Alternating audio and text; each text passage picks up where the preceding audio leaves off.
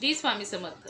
एखाद्याने दुःख दिले आहे, त्रास दिला आहे, अडचणीत आणले आहे, म्हणून त्याचा बदला जर घ्यायचा असेल तर सर्वात प्रथम स्वतः शांत व्हायचं आहे. याविषयी काहीच करण्याची गरज नाही. स्वतःला सर्वात प्रथम सावरायचं आहे आणि स्वतःच्या मनामध्ये एवढे सकारात्मक विचार आणायचे आहेत की आपली स्वप्न, आपले ध्येय याकडे लक्ष द्यायचं आहे. प्रयत्नांची झेप एवढी मोठी घ्यायची आहे की दुसऱ्यांचे त्रास, दुःख, अडचणीत या विचारांचा मनामध्ये कोठेच थारा नाही राहिला पाहिजे आणि त्यांच्यासारखे तर अजिबात बनायचे नाही. त्यामुळे आता काहीच करायचे नाही, फक्त शांत राहायचं आहे आणि यशाच्या रस्त्याने पुढे आपल्या प्रयत्नांची साथ आणि ध्येय मजबूत ठेवून पुढे जायचं आहे.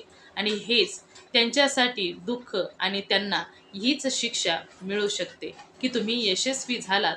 त्यांनी दिलेल्या दुःख, संकटे, अडचणींचा तुमच्यावरती कोणत्याच प्रकारे बदल झाला नाही.